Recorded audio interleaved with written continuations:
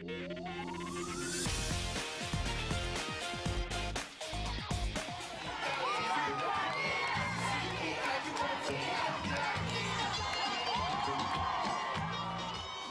last time I saw you was at the record launch, the album launch, and again thousands of people turn up. Does that make you feel privileged or special? I feel lucky because I have a group of people who understand me, who protect me, who accompany me throughout my musical and artistic search, and they're unconditional to me, and they're always there, and that's the dream of any artist, you know. And yeah, I've had quite a long career, you know.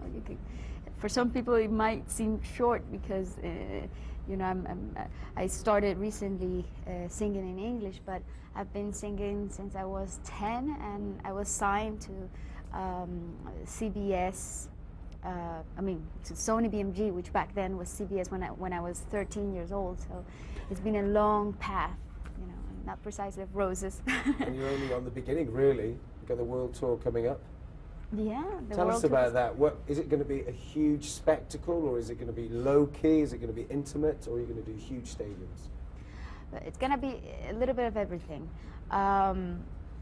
It's probably going to be my most important world tour because I finally have an extensive repertoire, and I'm going to be able to be singing all the songs that people are familiar with, and yeah, basically the hits. So that's going to make my fans happy, and I'm going to be very happy too when I sing, when I hear them singing along with me. I'm going to be playing stadiums in Latin America and arenas in the US and some open and closed spaces in Spain, which is where basically the tour starts in June. So, and you know, Plaza de Toros and you know, bullfighting rings and all that. It's going to have a little bit of everything. Another thing this morning that you've mentioned with your fans is that they can text the songs that they want to see you perform. Where did this idea come from? Not from me. Very strange enough. But it's just one of the amazing possibilities that technology offers us today, and what I find fascinating about it is that now it just brings me closer to my fans. You know? Yeah. I've been using my website to ask questions to my own fans, you know, and to ask them what they think about my videos, or what they think my next single should be, those kind of questions. I just want to be close to them and get their feedback firsthand. But now through this phone technology, they can even vote for the songs that they want me to perform on stage. So that's just fantastic. The fact that you're texting now, that means that they can approach you that way. They can just text you. One thing that that surprised me also is that you are very approachable. I met you once before, and it was the launch of your album, and you're very good at going to talk to the fans. Where did the story come about with American Idol that you didn't meet the contestants? Is this true? What was the story behind it? It's absolutely false, and people who know me, and my fans who know me really well, we know that that is absolutely false, because I always put my fans first, and I would never in my life said no to a photo or an autograph or meeting someone who wants to meet me.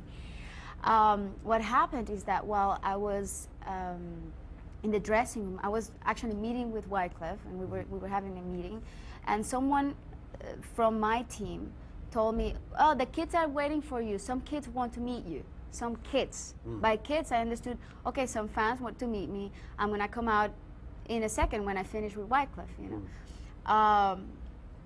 And after my meeting ended, 15 minutes later, I asked for the kids, and my tour manager said, "Oh no, they're gone. The kids are gone." I said, "Really? Why?" And he said, "Oh, no problem, they're gone." But nobody ever told me that there were the American Idol kids who were waiting for me, and that they had to go, and they had a really restricted time to meet me.